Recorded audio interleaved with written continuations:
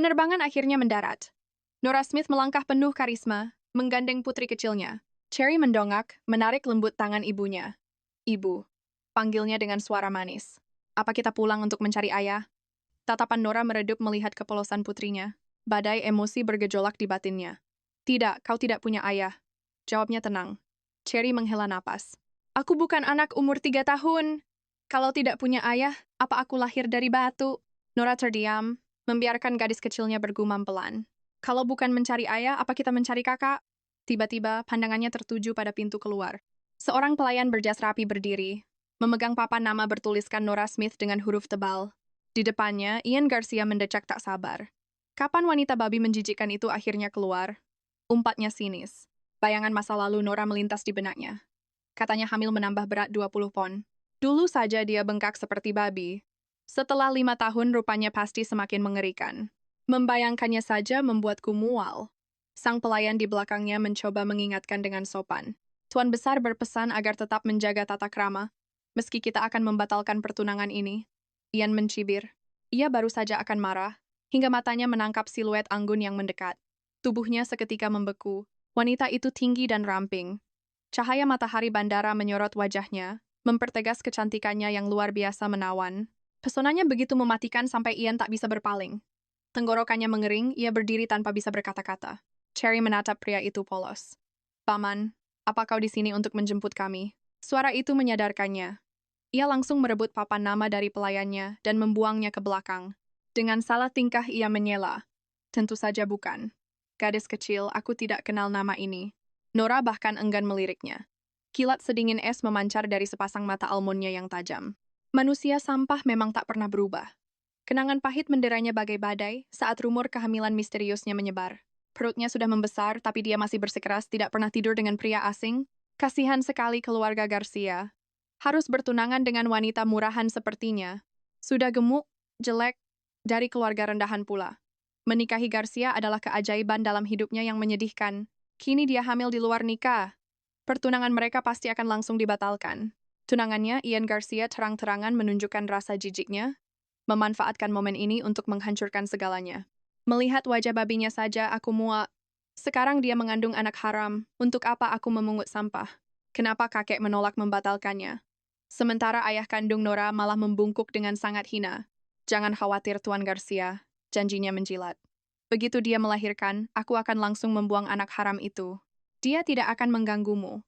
Setelahnya Nora dikurung di gudang lembab, tercekik oleh kegelapan dan keputusasaan. Namun, setiap kali ia merasakan tendangan kecil dari kehidupan di dalam perutnya, kekuatannya kembali bangkit. Tidak apa-apa sayang, ibu akan selalu mencintaimu. Namun, siapa sangka takdir begitu kejam. Setelah mempertaruhkan nyawa melahirkan bayi kembar pengantin, seorang putra dan putri, ayahnya merampas dan membuang bayi laki-lakinya. Jika bibinya tidak datang menyelamatkan dan membawanya kabur ke luar negeri, ia pasti mati. Kini ia kembali untuk meresmikan batalnya pertunangan yang sengaja ditunda keluarga Garcia selama 5 tahun. Namun tujuan utamanya adalah menemukan kembali putra kandungnya yang hilang. Tiba-tiba ponselnya berdering. Nama ayah di layar bagai belati beracun. Nora mengangkatnya dengan aura sedingin es. Bentakan ayahnya langsung menggema. Nora, kalau mau membatalkan pertunangan, cepat pulang dan tanda tangani suratnya. Jangan membuang waktu dan menghalangi jalan adikmu untuk bersama Tuan Garcia. Buku jari Nora memutih meremas ponsel. Aku segera ke sana. Balasnya datar lalu mematikan panggilan. Saat Nora berbalik, Ian tersenyum sok menawan. Permisi, Nona. Bolehkah aku tahu namamu? Gayanya persis merak jantan caper. Di sebelahnya Cherry mendesap prihatin. Paman, aku benar-benar kasihan padamu. Masih muda, tapi matamu sudah mulai rabun ya. Ian terbelalak tak percaya pada kelancangan bokah itu, menunjuk hidungnya sendiri. Sebelum Ian sadar, Nora sudah menggandeng Cherry, melangkah pergi dengan keanggunan seorang ratu. Ayo kembali ke hotel. Ian mengejar dari belakang, tak mau menyerah. Tunggu Nona, bolehkah aku meminta nomormu? Pelayan itu menahannya dengan tegas. Tuan Garcia, ada urusan mendesak. Jangan lupakan perintah Tuan Besar. Ian hanya bisa terpaku. Menatap siluet menawan itu perlahan menghilang di telan cakrawala. Ia mendecak kesal. Coba saja si gendut itu secantik dia. Buang waktu saja. Cherry menoleh tajam, mengerutkan alisnya. Gadis kecil itu menggerutu marah. Bicara apa si bodoh ini? Ibuku sama sekali tidak gendut. Usai memastikan Cherry aman, Nora membalut tubuhnya dengan gaun sederhana. Ia melangkah anggun menuju kediaman keluarga Smith. Tiba di gerbang, gelombang kebisingan menyambutnya. Pesta mewah ini menegaskan satu hal, hari ini ulang tahun Angela. Pantas saja dia dipanggil. Saudari tirinya itu memang selalu haus merebut segalanya sejak mereka masih kecil. Diabaikan bagaikan debu, Nora menepi dengan tenang. Ia duduk menyendiri di sofa sudut ruangan yang gelap. Namun baru sedetik ia duduk. Suara tamparan keras sukses membelah riuhnya pesta. Tatapan Nora terangkat. Terlihat sekelompok bangsawan muda menyudutkan seorang gadis. Pemimpin mereka berdiri dengan senyum angkuh. Di belakangnya seorang wanita memegang air mendidih. Nada suaranya mendesis bagaikan bisa ular. Kau bilang wajah si babi Nora itu lumayan? Matamu pasti buta. Perlu kubantu memperbaikinya. Belum tuntas kalimat beracun itu keluar. Air panas langsung diguyurkan ke tubuh si gadis malang. Jeritan histeris merobek udara. Sang perundung menyeringai puas. Lily, wajah buruk rupa Nora itu murni kutukan. Bahkan ujung kaki Angela pun dia tak pantas. Berani-beraninya otakmu menganggap dia cantik.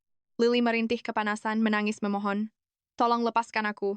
Tiba-tiba, Angela mengeluarkan sesuatu dari tasnya dengan gerakan licik. Jangan buru-buru. Kita selesaikan dengan elegan. Bagaimana kalau kita bertaruh? Ia mengibaskan foto di wajah Lily. Ini foto Nora. Buktikan dia cantik saat kurus, atau aku memakannya. Kalau gagal, kau yang menelannya. Cukup adil, bukan? Hari ini adalah hari pestanya. Semua orang memujinya dan menghina si gendut. Tapi si jalang Lily ini berani menyebut Nora menawan. Tawa ejekan meledak di seluruh ruangan. Dianya tetap penyihir jelek walau kurus sekalipun. Seseorang menimpali. Bagaimana kalau dia tak bisa kurus? Cepat. Dan kau Lily tak punya bukti apa-apa. Jadi, mau telan sendiri atau kami suapi? Angela menyodorkan foto itu ke wajah Lily yang hancur. Kerumunan bersorak iblis. Makan. Makan. Angela bertekad menghangkurkan kesetiaan Lily pada Nora. Bagaimanapun caranya. Namun, sebelum kertas itu masuk ke mulutnya, sepotong tangan seputih pualam merampasnya secepat kilat. Aura beku menyelimuti ruangan. Nora meremas foto itu menjadi gumpalan sampah tak berguna. Tanpa ampun, tangannya yang lain menjambak rambut Angela. Saat mulut itu menjerit, Nora menjejal kertasnya secara paksa. Gerakannya mulus dan mematikan bagai sabetan pedang. Tak ada yang sempat memproses kejadian itu. Angela baru sadar saat rasa pahit mencekik tenggorokannya. Ia mencoba memuntahkannya, namun suara sedingin neraka es membekukannya. Angela, taruhan adalah hutang. Kemunculan epik Nora benar-benar melumpuhkan kewarasan semua orang. Mereka yang tadi tertawa kini membatu pucat pasi. Sampai seseorang bersuara dengan gemetar. Siapa kau? Angela itu tunangan Garcia. Kau tidak takut berurusan dengan keluarganya? Nora menganggapnya angin lalu. Ia berbalik, mengulurkan tangan pada Lily dengan lembut. Kau tidak apa-apa. Lily mendongak, terpana aura sang dewi. Mata itu tak asing. Tapi kecantikan absolut dan dominasi auranya membuat Lily gemetar ragu. 30 detik dia menatap tak berkedip. Sebelum bergumam tak percaya. Nora mengangguk tenang. Detik itu juga, gelombang kejut mengguncang ruangan. Semua orang terbelalak. Akal sehatnya hancur. Seseorang menggumam syok. Mereka bersaudara. Tapi Nora yang sekarang, cantiknya benar-benar di luar nalar. Gila. Si gendut itu berevolusi jadi dewi kecantikan. Mendengarnya, senyum Angela musnah. Digantikan kebencian mematikan. Mustahil. Ini bukan Nora. Bagaimana si buruk rupa bodoh itu bisa secantik bidadari? Pasti dia operasi plastik di luar negeri? Berani sekali dia merampas panggungku dan mempermalukanku? Akan kubuat kau menderita. Tiba-tiba, ayah mereka, Henry, mendekat bersama istrinya. Begitu melihat Nora, langkahnya terhenti kaget. Mata tuanya berkilat penuh keserakahan iblis. Tak kusangka turun berat badan membuatnya jadi permata semahal ini. Auranya berubah drastis. Kalau dinikahkan dengan keluarga elit lain, keluarga Smith pasti meraup untung besar. Dalam sekejap mata, Angela meledak dalam tangis palsu. Ia berhamburan ke pelukan Henry dengan dramatis. Kakak, aku tahu batalnya pertunangan dengan Ian menghancurkanmu. Pukul saja aku demi memadamkan api amarahmu. Tangisan itu menyadarkan Henry. Seketika, awan gelap kemarahan menyelimuti wajahnya. Dia berbalik dan menggeram. Ian membatalkan pertunangannya karena kau tak tahu malu. Hamil di luar nikah, ini semua salahmu. Apa hubungannya dengan adikmu? Bentaknya, mengangkat tangan bersiap melayangkan tamparan keras. Nora nyaris menghindar, namun ibu tirinya menahan pria itu. Banyak yang melihat, jangan lupakan tujuan kita. Henry menekan amarahnya dan memerintah dingin ikut ke atas. Di ruang kerja, keempatnya duduk dalam ketegangan. Nora bersandar santai di sofa, memejamkan matanya dengan aura sedingin es. Bulu matanya menciptakan bayangan dingin yang mengintimidasi. Padahal sebenarnya, dia hanya sedang mati-matian menahan kantuk. Mengabaikan sikap masa bodoh itu, Henry langsung masuk ke inti permasalahan. Keluarga Garcia setuju membatalkan pertunangan, dan adikmu akan menikahi pewaris mereka menggantikanmu. Karena hari ini ulang tahunnya, serahkan perusahaan ibumu padanya sebagai hadiah pernikahan. Angela menyela penuh semangat. Nada suaranya meneteskan kesombongan seolah dia sedang berbaik hati. Cepat sekali. Kehamilanmu membawa aib, dan membuat keluarga Garcia menjadi bahan tertawaan selama bertahun-tahun. Menyerahkan perusahaan itu sebagai maharku adalah hal terkecil untuk menebus dosa besarmu. Henry lalu melempar dokumen ke meja, memaksa Nora menandatangani surat penyerahan hak detik itu juga. Mata Nora berkilat memancarkan badai es. Selama 5 tahun keluarganya mengemis pada Garcia, padahal dia yang menuntut perpisahan. Namun sekarang, mereka justru menimpakan semua kesalahan itu hanya ke pundaknya. Bukan hanya itu, mansion mewah dan seluruh aset keluarga, semuanya adalah murni warisan ibu kandungnya. Mereka merampasnya bertahun-tahun, dan kini mengincar sisa peninggalan ibunya. Keserakahan mereka sungguh membuat mual. Menghadapi ketidakmampuan ini, Nora berucap singkat, "Tidak akan." Angela langsung merespons marah. "Apa maksudmu? Kau menolak berpisah karena masih terobsesi pada Ian?" Nora menatap jendela, teringat putrinya pasti segera bangun. Dia harus kembali menyelimutinya. Tak ada sisa tenaga untuk meladeni keluarga yang sangat menyedihkan ini. Silakan batalkan pertunangan itu, tapi soal perusahaan, itu mustahil. Ukapnya sambil berbalik pergi. Ayahnya mengaum marah Nora kembali ke sini sekarang. Namun gadis itu mengabaikannya dan terus melangkah keluar. Angela mengejarnya penuh amarah.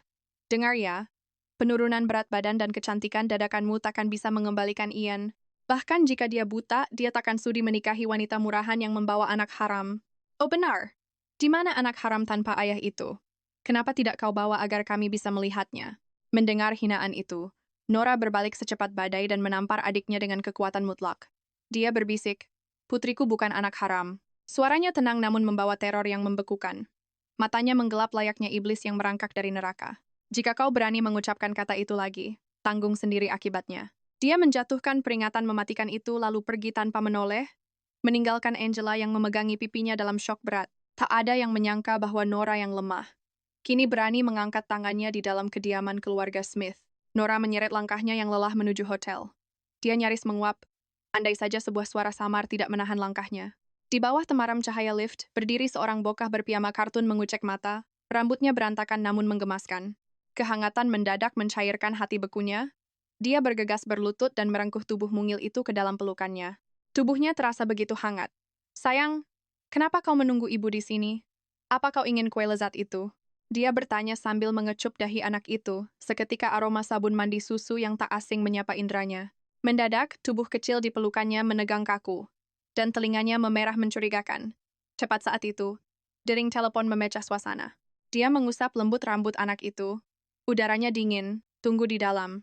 Ibu akan membelikanmu kue setelah telepon ini. Namun saat berbalik, dia menyadari tatapan aneh dari sang bokah yang diam-diam mengikuti kepergiannya. Sepasang mata mengantuknya kini membelalak bersinar terang, meluapkan emosi misterius yang begitu sulit untuk dijelaskan. Sebelum dia memahami situasi, suara panik terdengar dari ponselnya. "Kau tamat?" Nora bertanya kebingungan. Memangnya apa yang terjadi? Temannya menjelaskan dengan cemas bahwa penguasa keluarga terkuat, Justin Hunt, sedang membalikkan dunia demi membongkar identitasnya. Dan sepertinya monster menakutkan itu tidak akan pernah berhenti sampai dia berhasil menangkapnya kali ini. Nora hanya memberikan respons sedingin es. "Oh." Lalu dia menyadari bokah itu belum pergi dan melambaikan tangan padanya. Di bawah tatapannya, bokah itu berbalik kembali, namun berhenti di pintu, mencuri pandang dengan mata yang terus menatap lift. Pelukan hangat dan kecupan lembut di dahi sukses membuat pewaris keluarga Hunt merona hebat. Sementara suara dari telepon terus berceloteh tanpa henti. "Saat kau di luar negeri, itu bukan wilayah kekuasaannya, jadi kau bisa menghindar. Tapi sekarang kau kembali, mustahil untuk kabur darinya. Sebagai dokter bedah legendaris paling tersohor di dunia, masa kau tidak bisa menyembuhkan neneknya begitu saja?" Di tempat lain, jari Justin Hunt mengetuk dingin di atas keyboard saat mendengar laporan. "Tuan Hunt, Dokter Anti dipastikan telah kembali ke tanah air. Menurut mata-mata kita, foto rahasianya baru saja dibeli dengan harga fantastis. Akan segera kami kirimkan pada Anda begitu kami menerimanya." Tiba-tiba, sesosok bayangan kecil menerobos masuk, menarik ujung celananya dan berteriak, Aku mau kue mus sekarang juga. Justin melepas kacamatanya dengan satu tangan, menatap tajam putranya. Pete, ada apa denganmu? Tatapan mereka beradu, memancarkan kilat permusuhan di udara. Pada akhirnya, sang CEO menghela napas menyerah. Baiklah, sana ganti bajumu. Ia meraih jasnya dari sofa dengan elegan, namun matanya menangkap celah pintu ruang tamu yang sedikit terbuka. Alisnya bertaut curiga. Menatap layar di dinding, ia memberi perintah dengan suara berat nan mengintimidasi. Segera putar rekaman CCTV lantai ini sekarang juga. 30 menit berlalu. Di ujung telepon lain, mata Nora sudah berair menahan kantuk, terpaksa mendengar ocehan panjang sahabatnya. Kudengar Justin Hunt itu super kaya dan pria idaman sejati. Siapa tahu, kalian mungkin akan menjalin romansa takdir yang epik. Nora menepisnya dingin, merasa tak cocok dengan pria tampan itu. Aku harus pergi, aku sudah janji membelikan cherry kue mus. Belum sempat ia menyelesaikan kalimatnya, aura mengerikan dan tekanan absolut tiba-tiba mengurungnya dari segala arah. Brak!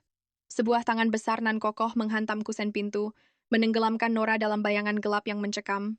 Nora berbalik tajam, langsung tenggelam dalam sepasang netra kelam tanpa dasar. Pria berjas hitam elegan itu memamerkan bahu lebar dan pinggang rampingnya. Pria itu menggendong anak kecil. Nona Smith, suaranya sedingin es, membeku mengalahkan kejamnya badai musim dingin Siberia. Jauhi putraku sekarang juga. Nora mematung kaget. Akal sehatnya mendadak buntu tak bisa memproses apapun. Pete yang merona mencoba mengintip, namun ayahnya mendekapnya erat ke dada. Justin menatap Nora dengan raut jijik dan menambahkan, "Kau sama sekali bukan tipeku." Meninggalkan kata-kata tajam itu, ia berbalik pergi dengan aura mendominasi, membawa Pete yang memberontak dalam pelukannya. Nora memelototi punggung yang menjauh itu, menggertakkan giginya kesal. Ada apa dengan pria gila ini? Gerutunya dengan penuh amarah. Pesta ulang tahun di rumah keluarga Smith telah lama usai. Begitu Ian Garcia melangkah masuk, Angela berlari memegang pipinya. "Ian, kenapa kau baru datang?" Gadis itu menghambur ke pelukannya, suaranya tercekat oleh isak tangis palsu.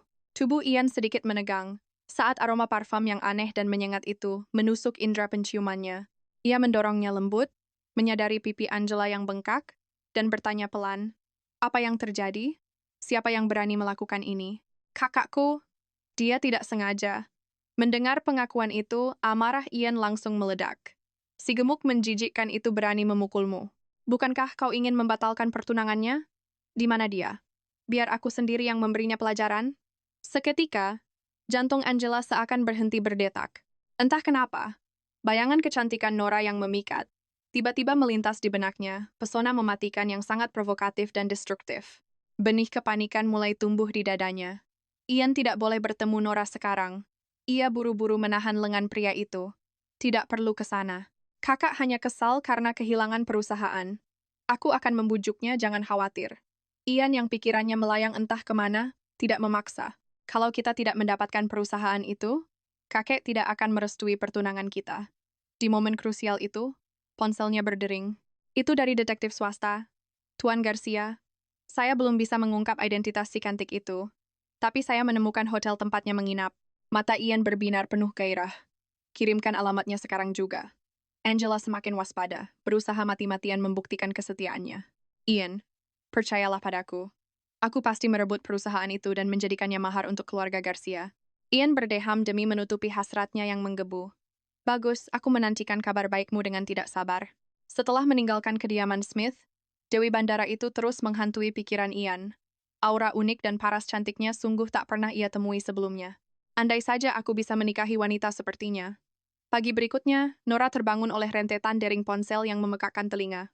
Ia mengangkatnya dengan mata terpejam, dan suara melengking Angela langsung menusuk telinganya dari seberang panggilan. "Apa kau sudah memikirkan soal perusahaan itu?" Nora bergumam dingin. "Tidak juga." Lalu berguling mencari posisi nyaman tanpa membuka matanya. Angela langsung mengubah nadanya menjadi sombong dan provokatif, memancarkan aura arogansi yang kental. "Baiklah, mari kita sepakat. Aku akan memberimu $50.000 dan serahkan perusahaannya padaku. Nominal yang sangat fantastis, bukan? Bibimu banting tulang bertahun-tahun, apa dia punya tabungan 10.000 saja? 50.000. Kau pasti belum pernah melihat uang sebanyak ini seumur hidupmu." Apotek Harmonia sebenarnya menghasilkan laba tahunan sekitar $500.000, dan semuanya dikelola oleh wali sah Nora, Henry Smith. Meskipun bukan harta yang bernilai triliunan itu, tetaplah warisan berharga dari mendiang ibunya. Mana mungkin ia menyerahkannya pada orang asing begitu saja? Nora tak sudi menjawab, membiarkan Angela terus mengoceh tanpa henti ke ruang hampa. Menghadapi ketenangan Nora, seringai licik Angela muncul. Kau pasti tidak tahu. Perusahaan itu hampir mati. Serahkan padaku jika ingin selamat. Ocehan murahan itu hanya terasa seperti dengungan nyamuk di telinga Nora. Sangat memuakkan. Namun Angela terus berkoar. Dengar, ini adalah perusahaan medis level atas. Wanita gagal tanpa pendidikan sepertimu. Mana paham kerumitan dunia medis yang sesungguhnya. Sedangkan aku, mahasiswi elit yang bersiap bergabung dengan tim medis legendaris, Profesor Anti, dagunya terangkat sombong. Profesor Anti adalah dewa bedah dunia. Dia sang pembuat keajaiban absolut.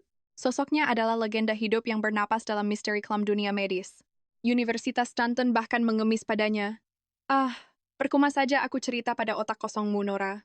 Terima saja tawaranku. Jangan ikut campur.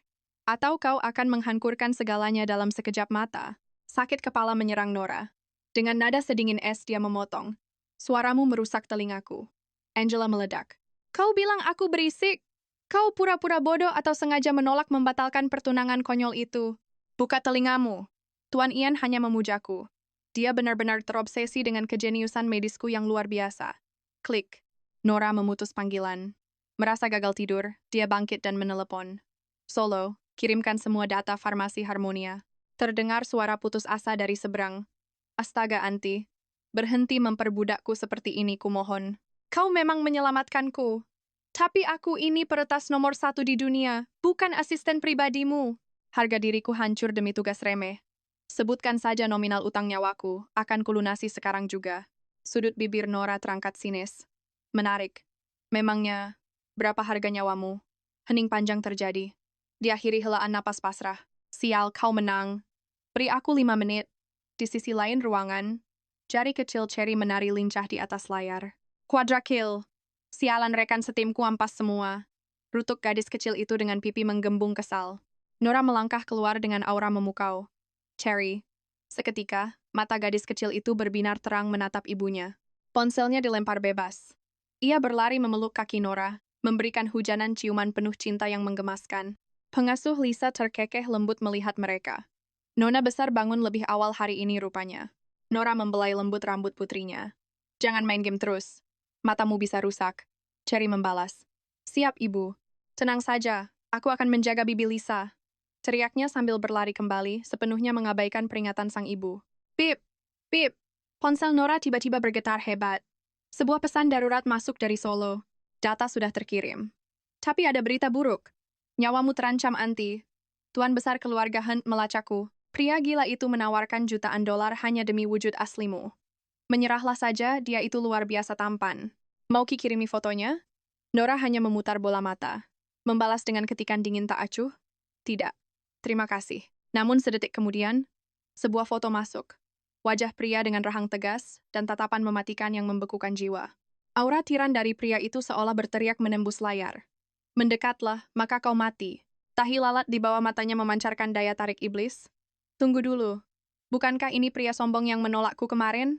Alis Nora bertaut kesal. Bibirnya menyeringai penuh ejekan saat dia mengetik, bantu aku mengirim pesan padanya. Sementara itu, di kamar presidensial sebelah, Tuan Justin Hunt duduk bersandar dengan dominasi absolut. Asisten Lawrence melapor gemetar, Tuan. Profesor Anti membalas lewat peretas Solo. Mata elang Justin langsung menajam. Bacakan. Lawrence menelan ludah kasar. Sambil membenarkan letak kacamata, dia membacakan pesan itu dengan suara bergetar. Tuan Hunt, kau sangat ingin bertemu denganku. Apakah otakmu butuh dibedah? Suhu ruangan seketika anjlok ke titik beku. Lawrence mundur dilanda teror mematikan. Di tengah keheningan yang mencekik, rahang Justin mengeras saat mendesiskan perintah mutlak. Kari wajah wanita itu. Dia bersumpah akan menyeret wanita kurang ajar ini. Di waktu bersamaan, Nora bersiap pergi. Dia menatap Cherry serius. Ada tetangga gila di sebelah rumah. Jangan pernah keluar jika tidak darurat. Mata bulat Cherry berkedip polos. Ibu, apakah dia monster jahat pemakan anak kecil? Bayangan wajah arogan Justin melintas. Nora mengangguk santai. Ya, monster berwajah tampan dengan tahi lalat di dekat matanya, dan otaknya sedikit tidak waras. Cherry mengibaskan tangan tak peduli. Aku tidak mau main dengan orang bodoh. Nora tertawa kecil. Klik. Pintu tertutup. Nora membatin. Pria gila Justin Hunt itu masih memburu sosok Anti dengan sangat obsesif. Karena kami tetangga sekarang, aku harus menghindarinya. Baru saja batinnya berucap, suara pintu sebelah mendadak terbuka. Nora menoleh dan membeku seketika. Sang tiran, Justin Hunt berdiri di sana dengan aura intimidasinya yang mencekik. Sejak kapan dia mengawasi? Apa dia mendengar semuanya? Aku terbatuk canggung lalu memalsukan nada bicaraku.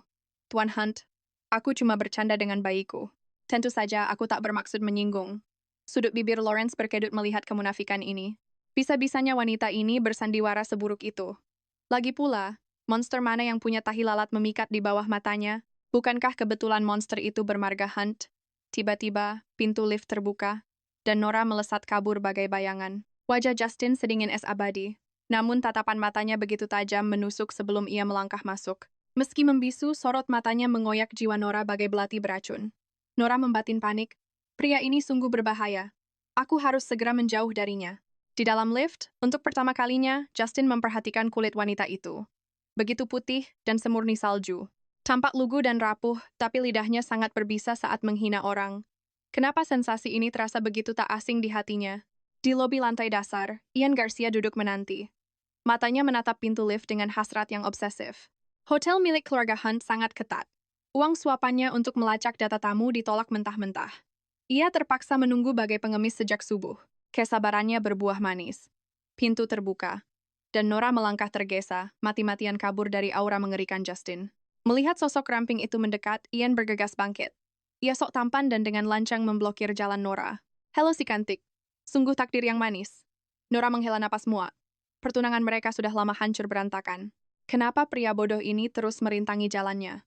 Mengabaikan kekesalan Nora, Ian tersenyum serakah.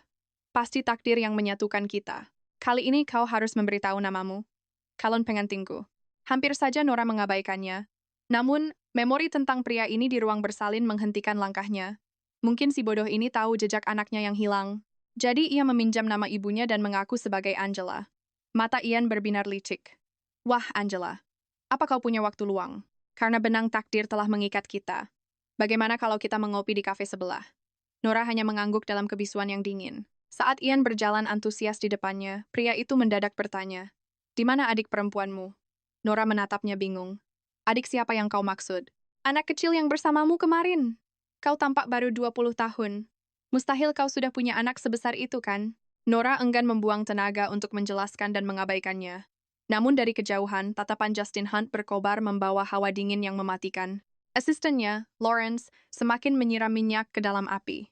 Tuan, wanita ini sungguh bermuka dua dan tak bisa dipercaya. Beraninya dia memanfaatkan putra Anda, dan kini malah merayu pria lain. Dia bahkan membohongi si bodoh itu, dan menyebut putrinya sebagai adik. Dia bahkan tidak berusaha keras saat membohongi Anda. Sementara itu, pengawal di sebelah mereka tampak kebingungan luar biasa. Apa hal seperti itu pantas dibandingkan? Wajah Justin mendadak gelap gulita. Suhu di lobi anjlok drastis bagai diterjang badai salju. Gali semua informasi tentang wanita itu sampai ke akarnya. Perintah mutlak itu menggema berbahaya sebelum ia berbalik pergi. Di dalam kafe, Nora dengan cerdik membelokkan topik ke arah pertunangan Ian yang batal. Pria narsis itu pun terpancing untuk menghina mantan tunangannya. Ian memuntahkan bisa beracunnya. "Angela, aku ini pria baik. Kau tak tahu betapa menjijikkannya babi gemuk itu." Matanya cuma 2 garis sipit di tengah wajahnya yang bulat dan bikin mual. Lantai sampai bergetar saat dia berjalan. Dia dengan tak tahu malu menyalahkan hormon, seolah dia bisa jadi model kalau kurus. Lebih parah lagi, dia itu gila. Putus sekolah di kelas 3, dan mengurung diri di kamar setiap hari layaknya hantu. Mau kupukul atau kubentak, dia tak pernah menangis, apalagi melawan. Memaksaku menikahi wanita bodoh yang tak bisa mengeja namanya sendiri adalah sebuah kutukan. Akulah korban sesungguhnya di sini. Nora menopang dagu. Rasa kantuk mulai menyerang saat mendengar omong kosong ini. Sejak kecil, ia sudah belajar bahwa air mata itu tak berguna. Terutama di keluarga terkutuk yang hanya tahu penindasan dan ketidakadilan. Ia tak pernah melawan karena wasiat terakhir ibunya terukir abadi di hatinya. Berpura-puralah bodoh, sembunyikan kecerdasanmu sampai kau dewasa. Itulah satu-satunya cara untuk bertahan hidup. Suara Ian membuyarkan lamunannya. Aku muak dengan sandiwara konyol keluarga Smith. Ian melanjutkan dengan angkuh.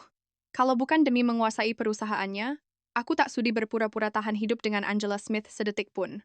Mengabaikan ocehan sampah itu, Nora memotong dingin. Kudengar tunanganmu melahirkan bayi 5 tahun lalu dan membuangnya. Aku cuma penasaran. Di mana kalian membuang bayi malang itu? Ian melambaikan tangan dengan panik.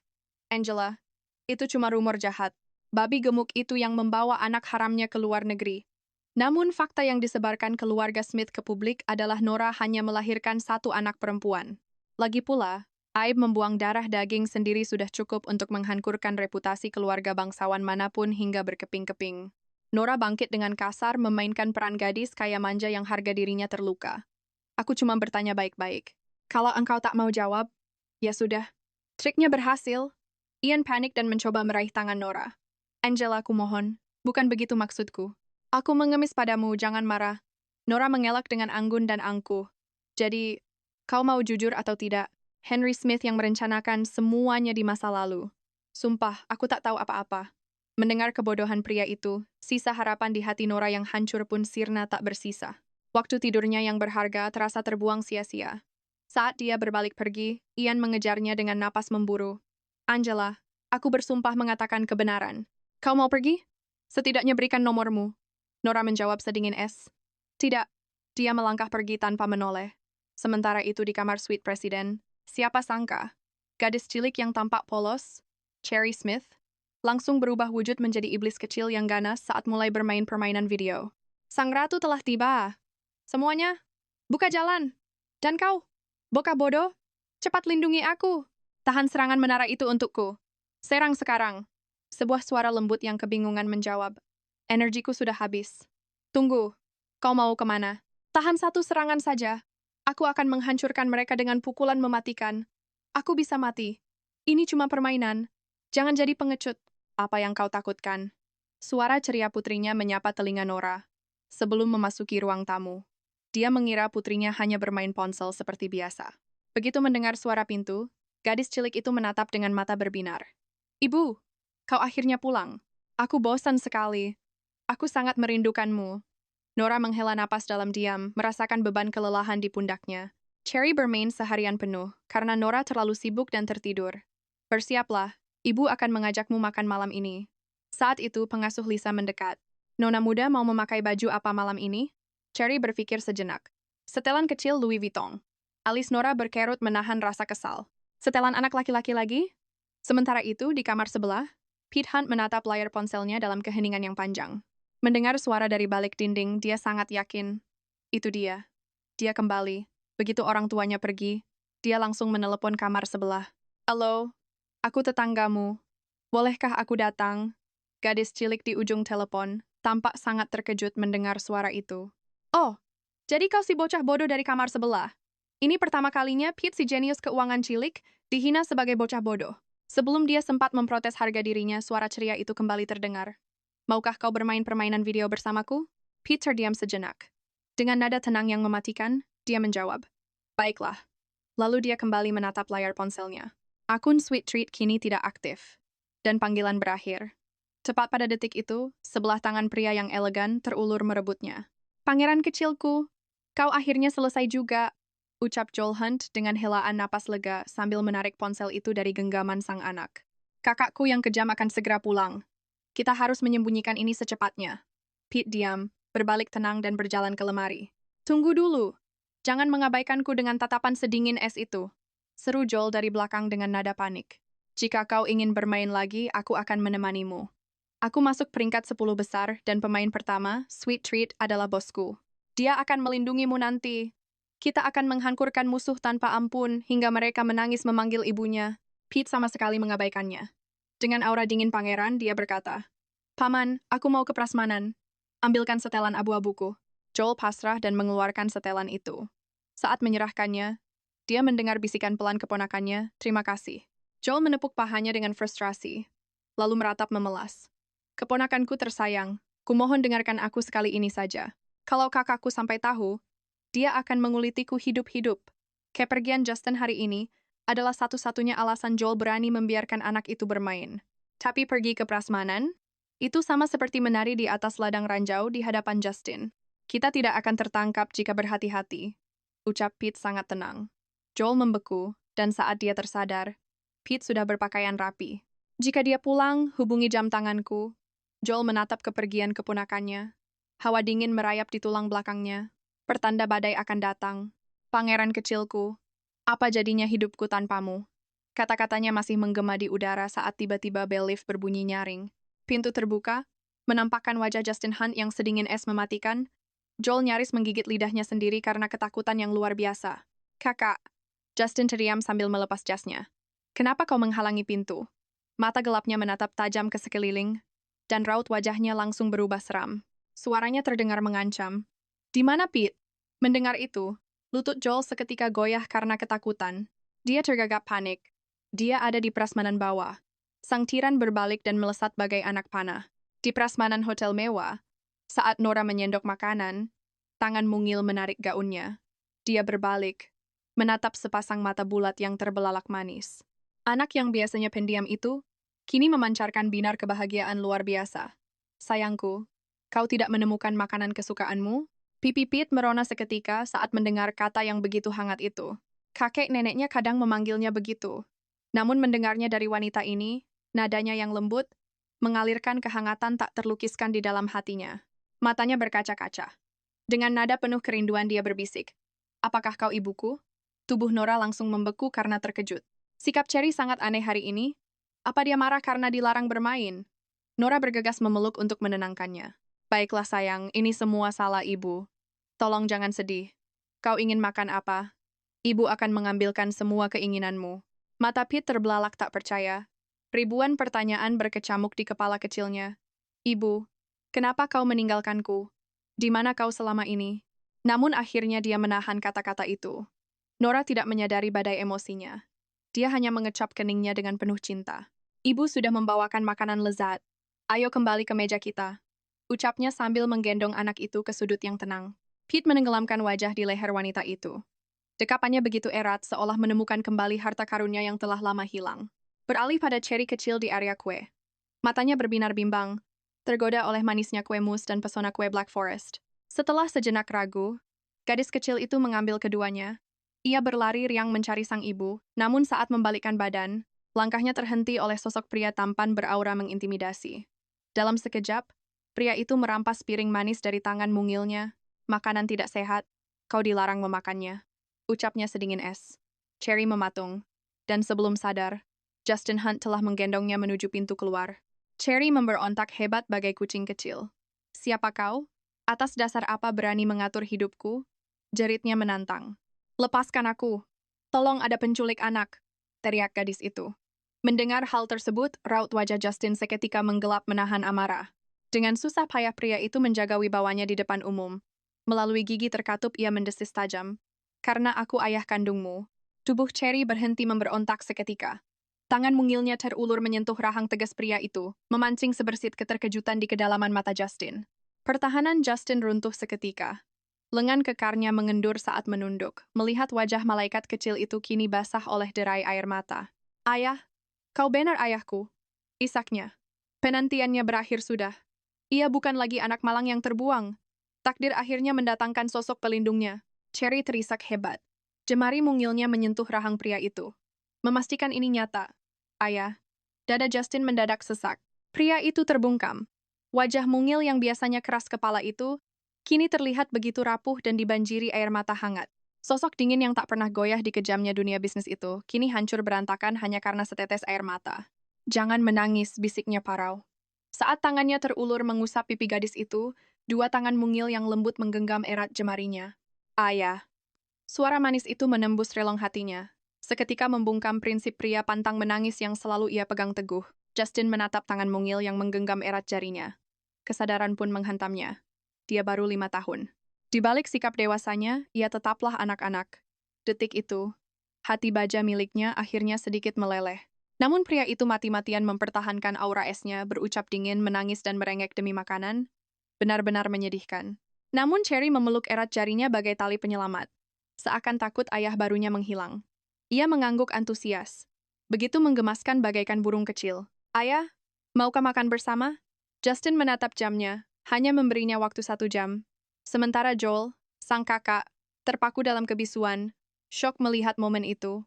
Ia sangat tahu, Pete lebih memilih mati kelaparan atau tersiksa daripada harus menyerah pada takdir. Astaga, badai apa yang terjadi hari ini? Cherry menepuk lengannya antusias. "Ayah, turunkan aku. Aku belum menyentuh kue pilihanku." Joel menatap tak percaya. Sang tiran es, Justin, benar-benar membungkuk dan menurunkan anak itu dengan kelembutan luar biasa. Melihat anak itu menyeret tangan sang tiran es menuju area hidangan manis, Joel mengucek matanya keras. Ini pasti ilusi belaka. Kakak dan Pete bertingkah layaknya ayah dan anak normal? Mustahil. Sementara itu, Cherry menunjuk piringnya bersemangat. Ayah, cicipilah yang ini. Harganya luar biasa mahal. Boka itu berjinjit membisikkan siasat rahasianya.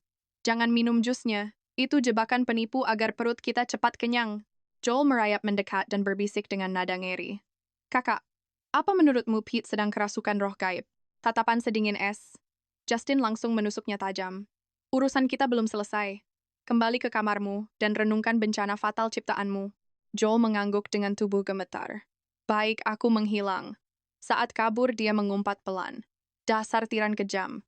Riwayatku benar-benar sudah tamat sekarang. Selesai memilih hidangan, jari mungil Cherry menunjuk ke sudut temaram. Ayah, ibuku ada di sana. Tatapan elang Justin langsung memburu arah tersebut.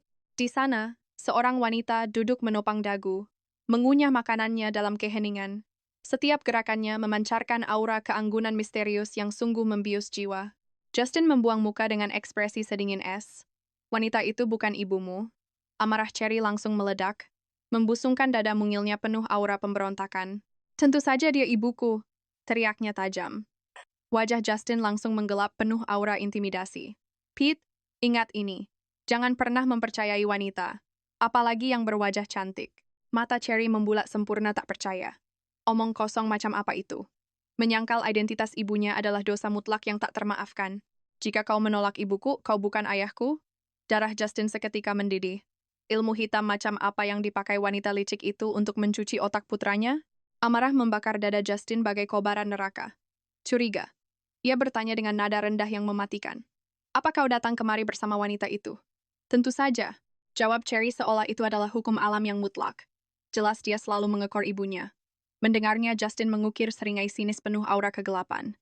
Cepat seperti dugaanku. Potongan teka-teki di kepalanya akhirnya menyatu. Ini menjelaskan alasan konyol mengapa Pete mendadak merengek ingin pergi ke prasmanan ini. Wanita ular yang benar-benar licik. Siang tadi dia merayu pria lain. Kini berani menjadikan putranya umpan murahan demi menarik perhatian dan menjerat dirinya. Sepertinya ancaman mautnya semalam belum cukup mengintimidasi wanita itu. Justin menjatuhkan perintah mutlak.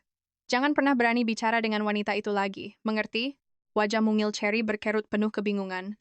Dia melirik sang ibu di sudut ruangan, lalu mendongak menatap sosok ayahnya yang memancarkan aura dominasi absolut. Dengan langkah gontai ia mengekor di belakang Justin, sementara otak kecilnya merakit siasat licik. Ayah super tampan ini adalah harta karun yang pantang dilepaskan. Aku harus membantu ibu menaklukkan hatinya. Menggunakan tatapan polos layaknya anak anjing, Boka itu memancingnya. Ayah, bukankah ibuku itu memiliki pesona kecantikan yang tiada tara? Dia jauh lebih mempesona dari gemerlap bintang. Jika menikahinya, kalian akan memukau dunia. Mendengar itu, langkah Justin terhenti. Tubuhnya seketika membeku. Demi langit, apa yang wanita itu tanamkan di benak putraku? Nora merasakan aura ketenangan aneh menyelimuti Cherry malam ini. Bokah keras kepala itu melahap habis wortelnya tanpa mengeluh. Meski sangat lambat. Nora bertanya cemas, sayang kau tidak makan berlebihan kan? Pete pun menatapnya lekat. Dia sudah mengulur waktu sejam lebih. Ia tahu sang tiran pasti menghukumnya, tapi hatinya enggan berpisah. Bokah itu turun dari kursinya perlahan, lalu berbisik. Aku ambil satu manisan. Hanya satu ya? Peringat Nora sambil menguap lebar. Ia bersandar rileks, membiarkan gelombang kantuk berat menelannya. Ia sama sekali tak menyadari. Anak di depannya adalah Pete yang menyamar. Sementara itu, Cherry mengendap-endap pura-pura mengambil makanan. Hatinya teriris melihat wajah ibunya yang begitu kelelahan. Ibunya rela mengorbankan waktu tidurnya demi makan malam. Sedangkan ia malah asyik bermain bersama ayahnya. Ini sungguh tidak adil. Ia menghampirinya, ibu. Kau mengantuk kan? Ayo kita pulang sekarang. Mengira putrinya sudah kenyang, Nora bergumam setuju. Ia menggenggam tangan mungil itu, berjalan gontai meninggalkan restoran. Namun saat Pete kembali membawa kuenya, bayangan hangat sang ibu telah lenyap dari meja, cahaya di matanya redup, bahunya merosot kecewa. Tiba-tiba, suara berat menggema di belakangnya, waktunya habis. Pete tersentak ngeri, mati aku. Omelannya akan dimulai. Namun ia membeku saat Justin Hunt menggendongnya dan bertanya lembut. Sudah kenyang? Mata Pete membelalak. Apakah hati sang tiran luluh? Di atas, Nora nyaris memeluk kasur sebelum bel berbunyi. Siapa di sana? Teriaknya hilang kesabaran. Suara asing menyahut, Nona Smith, saya Hunt. Nora menoleh ke ruang tamu. Cherry, tolong buka pintunya. Sebentar, aku di tengah pertarungan sengit. Teriak Cherry dari sofa. Matanya terpaku ke layar, lalu memarahi timnya. Fokus ke garis belakang. Timmy, berapa kali kau mati? Kau mengantar nyawa seperti kurir bodoh. Nora menghela napas pasrah dan membuka pintu sendiri. Namun sosok di sana, sama sekali bukan Justin Hunt, melainkan pemuda tampan yang bersandar santai, asyik bermain game. Begitu pintu terbuka, ia berseru ke ponselnya. Bos, aku pasti mati. Ronde ini kuserahkan padamu. Ia menutup telepon, menatap Nora tajam dari atas ke bawah. Kulit seputih salju, mata almond sayu, aura kelelahannya tetap gagal menutupi pesona kecantikan yang begitu mematikan. Ada yang bisa dibantu? Joel mensibir sinis. Pantas saja wanita ini punya nyali untuk mengejar kakakku. Pesonanya memang sangat berbahaya. Dia berdeham dingin. Nona Smith, mari kita bicarakan sesuatu. Bisakah Anda pindah ke lantai bawah dan mengosongkan presidential suite ini? Nora mengangkat sebelah alisnya tak percaya. Alasannya, Joel menyodorkan kartu bank dengan angkuh, pengingat manis, hotel ini milik keluarga Hunt. Secara hukum, pembatalan sepihak mewajibkan kompensasi ganda. Kartu ini berisi $100.000. Nora menatap kartu itu dengan senyuman mengejek. Ia membatin kesal. Memangnya aku terlihat seperti pengemis rendahan. Kenapa semua mencoba membeliku dengan uang? Saat Nora mengabaikan kartu itu, nada suara Joel berubah mengancam. Menolak berarti aku akan memanggil pihak keamanan. Nona benci skandal kan? Mendengar ancaman itu, tatapan Nora seketika membeku. Namun Joel tetap bersikap arogan. Nona Smith, Anda sudah terlalu jauh mencoba merayu kakakku berulang kali. Aku memberimu kelonggaran demi anakmu. Kalau tidak, kau takkan sekadar diusir ke kamar lantai bawah. Nora menguap malas sengaja memprovokasi. Wah, aku jadi penasaran. Bagaimana cara aku merayunya? Amarah Joel pun meledak. Kau buang harta demi menyewa kamar di sebelahnya. Trik murahanmu mendekatinya sudah terbongkar. Kau bisa menipu Pete, tapi aku tidak bodoh. Aku sudah menyelidikimu. Wanita buangan yang memiliki anak haram. Apa hakmu mengejarnya? Nora berdecak meremehkan. Oh, jadi tinggal di kamar sebelah sekarang terhitung tindak pidana? Atau kamar ini terlarang bagi manusia? Aura dominasi Nora begitu mengerikan, memaksa Joel mundur selangkah tanpa sadar. Tentu tidak. Kakakku tahu dokter bedah legendaris anti ada di sini. Hanya tamu sehebat itu yang pantas bertetangga dengannya. Jantung Nora berdegup kencang. Identitasku ketahuan. Ia tak takut pada Justin. Tapi dikejar pria itu pasti merepotkan. Nora terdiam menunduk, berpikir sejenak, lalu merebut kartu dari tangan Joel dengan wajah sedingin es. Terima kasih. Kirimkan orang untuk memindahkan barang kami. Pikirnya, berada sedekat ini, hanya akan terus memancing masalah. Ketegangan Joel memudar melihatnya menyerah begitu mudah. Ia menyeringai puas, bagus. Kau tahu apa yang terbaik untukmu. Ia tertawa sinis dalam hati. Meski mendapat kamar mewah, kartu itu takkan pernah bisa menembus lantai VIP. Begitu wanita itu pindah, hancur sudah rencananya untuk mendekati kakakku atau Pete, tapi nada terima kasihnya terasa sangat janggal.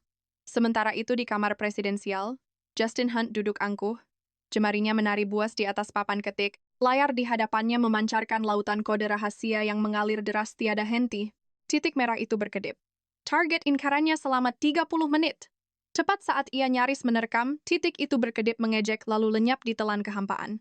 Suhu ruangan mendadak anjlok bak musim dingin maut. Tapi tanpa menyadari aura membunuh kakaknya, Joel berseru kegirangan. Kakak, kau kehilangan jejaknya?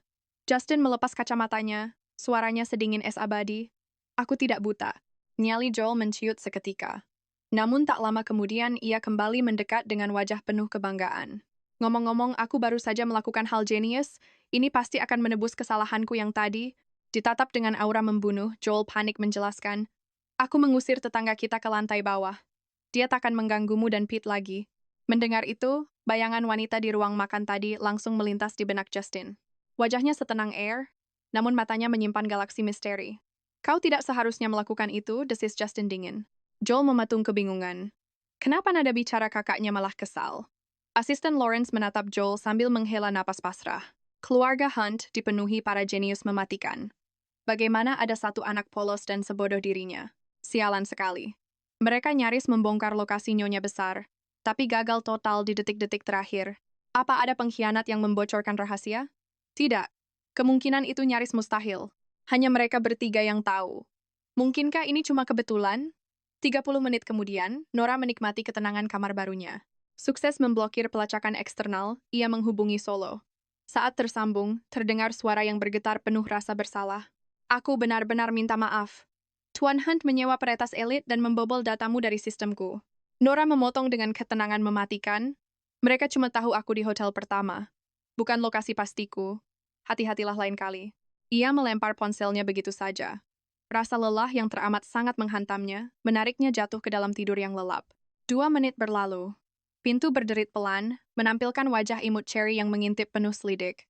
Memastikan ibunya tertidur, ia berjingkat masuk dan menutup pintu. Waktunya bermain. Pesan dari Timmy langsung berkedip di layar. Bos, kau kembali. Kemana saja kau? Cherry cemberut imut lalu mengetik. Orang bodoh di sebelah memaksa kami pindah kamar. Siapa bajingan yang berani menindas bosku? Semoga dia tersedak air. Timmy mengumpat kesal, tanpa sadar sedang mengutuk dirinya sendiri. Bertemu tetangga aneh di hotel memang biasa. Ngomong-ngomong bos, kau kan selalu berada di luar negeri. Bukannya kau kembali ke New York kemarin? Aku rela jauh-jauh datang menemuimu. Sekarang kau menginap di mana? Kamar di sebelahku kosong, aku yang bayar. Pukul 1 siang keesokan harinya, di hotel pertama, Joel menekan layar ponselnya dengan brutal. Mendadak, notifikasi kematian yang tragis bergema dari dalam permainannya. Kau telah dihancurkan. Astaga Timmy, monster sungai saja bergeraknya lebih lincah darimu. Suara imut menggerutu dari alat pendengarnya. Lalu disusul pengumuman pembantaian beruntun. 3 pembunuhan. 4 pembunuhan tanpa ampun. Malu bercampur kagum, Joel berseru. Bos, kau memang legenda. Terima kasih balas dendamnya. Tunggu, di mana kau menginap? Aku di hotel pertama. Joel melompat kaget dari sofa. Apa? Aku juga di hotel pertama. Aku akan mencarimu sekarang. Jangan siang bolong. Tiba-tiba nada bicaranya berubah panik. Gawat. Ibuku bangun. Aku harus tutup teleponnya. Bos, tunggu. Jangan pergi. Panggilan terputus sepihak, mengabaikan jeritan putus asa Joel. Karena terlalu heboh, ia tersandung karpet dan tersungkur. Meratap pedih menatap layar ponselnya yang kini gelap. Bos, sebutkan saja nomor kamarmu. Sementara itu, di kamar presidensial lantai bawah, Cherry mengintip dari balik pintu.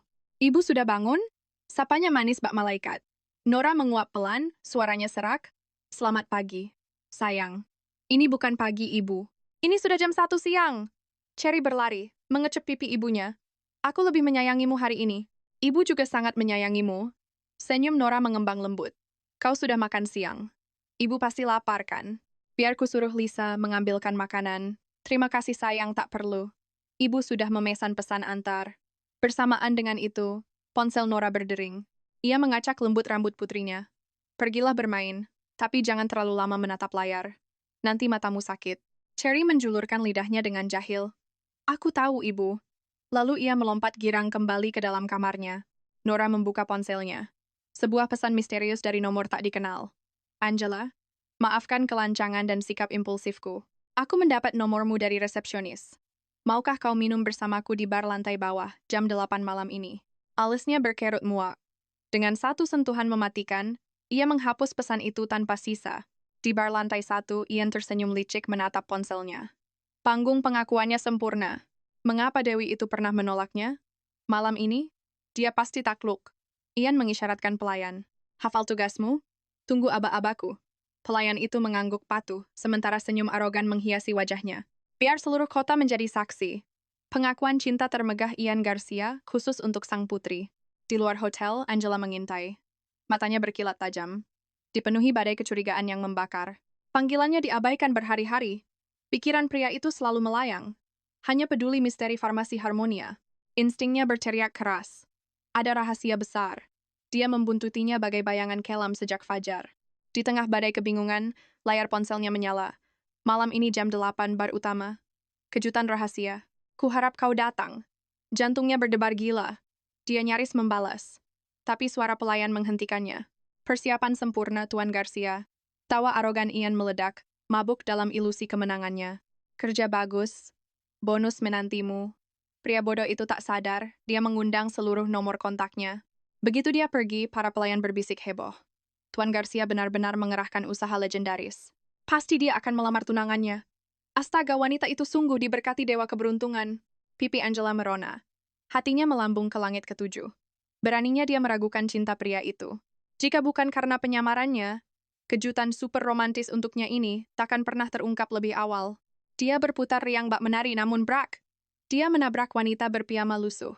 Wanita itu mendongak, menampakkan wajah Dewi Salju. Meski berpakaian gembel, aura dinginnya menusuk tulang. Itu Nora. Sang tokoh utama turun dengan tenang, hanya mengambil pesanan makan malamnya. Tangan Angela mengepal. Ombak cemburu menelan akal sehatnya. Bagaimana wanita buangan ini bisa menginap di sini? Pasti dia pura-pura kaya. Dengan langkah penuh amarah, Angela bersiap menghancurkan harga dirinya. Nora, kau miskin hingga tak punya baju layak, atau sedang menyusun rencana menggoda pria hidung belang. Nora tak peduli, tangan kanannya membawa makanan, tangan kirinya menghapus pesan sampah dengan dingin. Pesan konyol Ian langsung masuk tong sampah. Pengabaian mutlak itu membuat darah Angela mendidih meledak. Telunjuk Angela menuding, lihat penampilan gembelmu. Kau pikir modal tampang cantik saja bisa menyelamatkanmu. Mata es Nora menatapnya tajam. Setidaknya aku masih punya wajah cantik. Skakmat pembakar jiwa. Beraninya mengejek penampilannya? Angela menarik napas panjang, lalu mengukir senyuman iblis paling beracun. Ingin tahu lokasi anak harammu? Temui aku di bar jam 8. Persetan dengan kecantikan palsunya. Dia hanya sampah buangan Ian. Malam ini, Nora wajib menonton pria itu berlutut melamarnya. Angela pergi dengan sombong. Tatapan Nora menajam penuh tekad. Bar jam 8 malam, lagi, pencarian anaknya menemui jalan buntu. Petunjuk sekecil apapun. Tak boleh lepas malam ini. Mari kita tonton drama murahan mereka berdua. Sementara itu, bar lantai 1 sudah penuh sesak. Angela tampil memukau dengan gaun merah menyala, dikelilingi lintah darat. Astaga Angela, hotel ini mewah. Tuan Garcia menyiapkan acara epik? Akan melamarmu? Pasti itu yang terjadi malam ini? Ku dengar saudarimu kembali, tapi kontrak nikahnya hancur. Dia benar-benar tamat di mata Tuan Garcia. Di tengah gosip, seseorang memkik histeris. Tunggu, sedang apa wanita itu di sini? Angela kaget. Nora melangkah masuk, berpakaian kasual. Wajah tanpa emosi, memancarkan dominasi absolut bak ratu es. Namun pesona mematikannya terlalu sempurna. Menghentikan detak jantung, seluruh ruangan menahan napas saat dia masuk. Kepanikan melanda staf. Pelayan berlari terengah-engah. Lapor. Dewi pujaan Tuan Garcia telah tiba. Bersiaplah. Dentuman musik menghantam kepala Nora bagai godam. Aura membunuh mulai merembes karena sangat terganggu. Tatapan es bertemu api. Saat Nora mendekat tanpa ragu, suara palsu menjijikan Angela langsung menggema. Kakak, untuk apa kemari? Ian muak melihatmu. Para pengikut setianya pun ikut menyalak sinis. Nora mau menghancurkan lamaran Tuan Garcia? Dasar kotor, berani kau hamil anak haram tanpa malu? Makanya kau dibuang seperti sampah. Masih berani mengemis cinta tanpa sisa harga diri sedikit pun? Tak punya malu? Mengabaikan gonggongan itu, mata Nora menembus Angela bagai pedang. Katakan, di mana anakku? Senyum iblis Angela mengembang. Dengan bisikan beracun yang mengoyak telinga, jarinya menunjuk sofa di sudut kegelapan. Duduklah dengan tenang. Nikmati pertunjukan memukau malam ini. Setelah kau menyelamati aku dan Ian, barulah rahasia besar itu kubongkar.